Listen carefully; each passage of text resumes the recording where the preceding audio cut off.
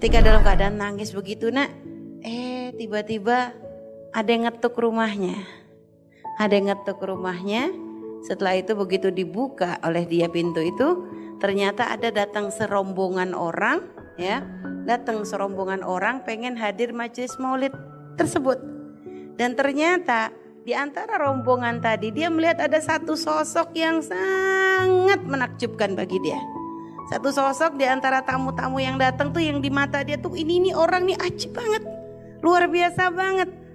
Dia tuh seneng, ya Allah ini tamu dari mana? Dia nggak pernah ngelihat wajahnya, nggak pernah tahu. Tapi ini dari hatinya nih kayak ini orang nih bukan orang sembarangan. Dia tanya, Bapak siapa? Akhirnya dijawab, aku Muhammad Rasulullah. Karena subhanallah, Nabi diberi kemuliaan oleh Allah bisa mendatangi siapapun dalam keadaan terjaga. Dan itu pangkat.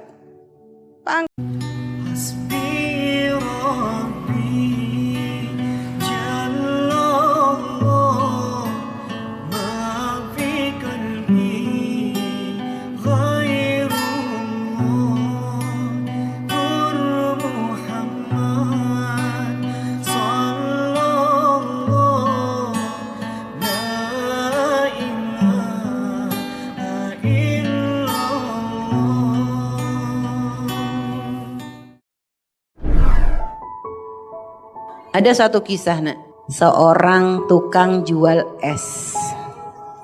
Jadi ada tukang jual es, ini katanya ada kisah diceritakan oleh seorang kiai.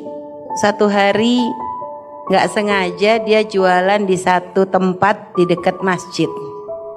Gak taunya tiba-tiba setelah dia jualan masih banyak, gak taunya datang segerombolan orang kayak baru datang selesai acara gitu, lewat di depan dia terus dibeli esnya.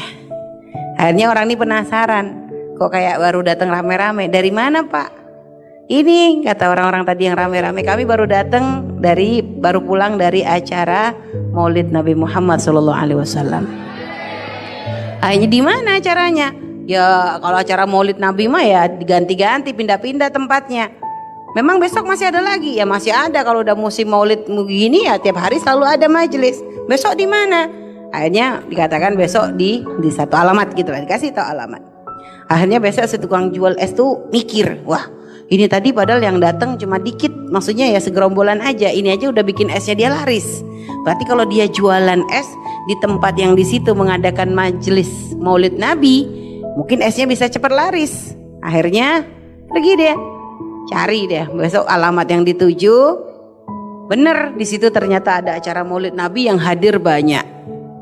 Nah, subhanallah dia jualan di situ, esnya ludes dalam waktu singkat banget. Padahal biasanya dia jualan dari pagi sampai sore. Ini enggak, hitungan jam habis. Akhirnya dia senang, alhamdulillah enak banget nih. Besok nanya lagi dia, di mana lagi besok acara Maulid Nabi? Kasih tahu lagi. Ada di tempat ini, datang lagi besoknya dia, habis lagi dalam hitungan jam. Pokoknya setiap dia datang ke majelis Maulid Nabi itu laris manis. Lama-lama sering datang ke majelis Maulid Nabi, dia mulai memperhatikan. Selama ini gak pernah, dia hanya jualan, gak pernah masuk. Tapi akhirnya penasaran, kok orang pada demen sih datang ke majelis Maulid Nabi itu ada apa? Dia tuh pengen tahu. Akhirnya dia mencoba lebih dekat. Ternyata ngelihat di situ waktu pembacaan maulid, udah gitu waktu mahalul qiyam, dia memperhatikan ada orang yang kadang sambil berdiri baca sholawat sambil nangis, air matanya menetes. Di situ dia tuh ada sentuhan. Loh kok kayak nikmat banget sih mereka itu.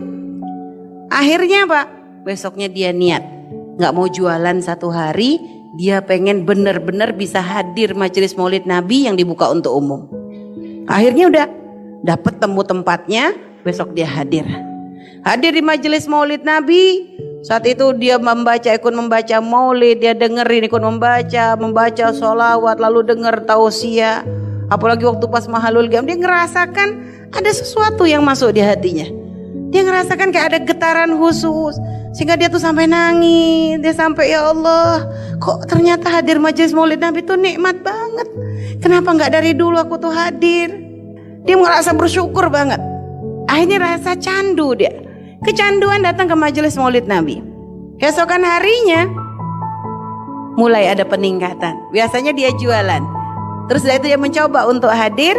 Akhirnya keesokan harinya dia jualan, plus dia bagi-bagi es gratis untuk orang yang datang ke majelis maulid Nabi.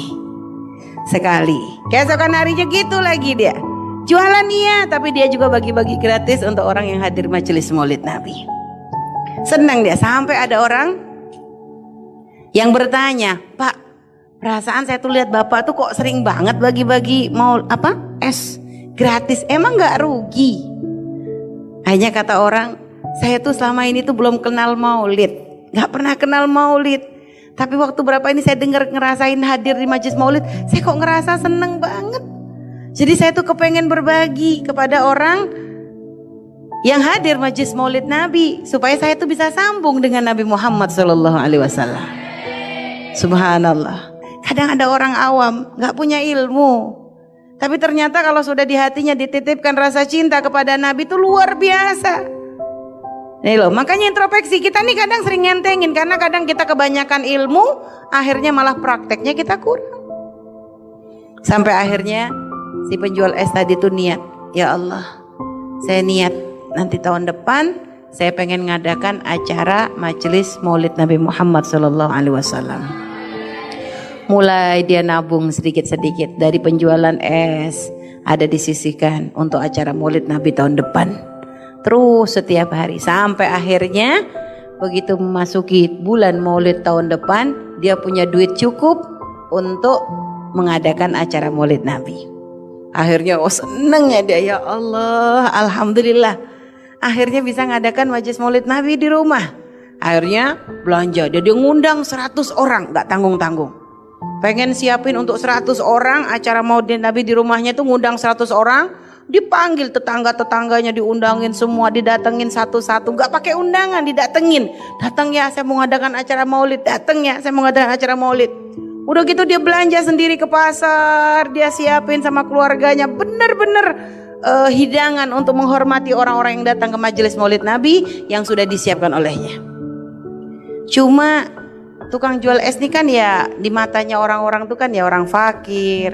Jika orang tuh mau datang majelis maulid di tempatnya itu kok ragu, bener nggak nih? Akhirnya dia itu orang fakir kok, ya, tukang jual es paling nanti di sana ya ada orang kadang kan datang maulid datangnya pengen cari berkat, ada orang model begitu. Akhirnya ya tetangga kanan kirinya tuh nggak pada datang, ditunggu sama dia jam 7 malam ya, ngadain malam kok nggak ada yang datang, ditunggu jam 8 nggak ada yang datang.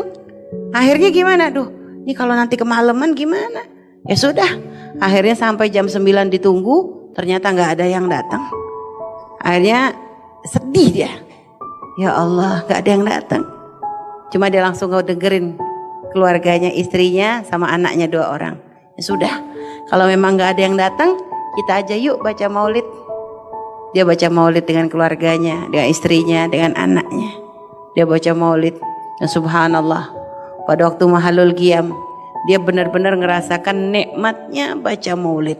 Sehingga di mahalul qiyam tuh dia nangis. Dia tuh ngerasa sangat dekat saat itu dengan Nabi Muhammad SAW. Dia nangis, dia ngerasa bersyukur, ya Allah. Satu sisi bersyukur karena oleh Allah diberi kemudahan untuk bisa mengadakan majelis maulid. Satu sisi sedih, kenapa di saat dia punya keinginan mengadakan majelis maulid kok gak ada yang hadir. Sedih dia. Ketika dalam keadaan nangis begitu nak, tiba-tiba ada yang ngetuk rumahnya. Ada yang ngetuk rumahnya. Setelah itu begitu dibuka oleh dia pintu itu, ternyata ada datang serombongan orang, ya, datang serombongan orang pengen hadir majelis maulid tersebut. Dan ternyata di antara rombongan tadi dia melihat ada satu sosok yang sangat menakjubkan bagi dia. Satu sosok di antara tamu-tamu yang datang tuh yang di mata dia tuh ini orang nih ajib banget. Luar biasa banget.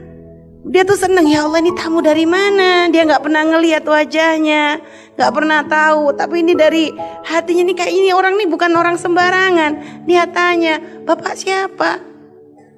Akhirnya dijawab, aku Muhammad Rasulullah. Karena subhanallah, Nabi diberi kemuliaan oleh Allah bisa mendatangi siapapun dalam keadaan terjaga. Dan itu pangkat. Setelah itu subhanallah nak, kejadian itu benar-benar menjadi sebab dia semakin cinta dengan Nabi Muhammad SAW. Sholawat tidak pernah terlepas dari lisannya, sampai menjelang kematian pun terus mulutnya terus bersolawat. Dan selalu dia berpesan kepada keluarganya, ngasih amanat, ngasih wasiat, sampai kapanpun minta kepada keluarganya untuk selalu mengadakan majelis maulid Nabi Muhammad di rumahnya. Subhanallah.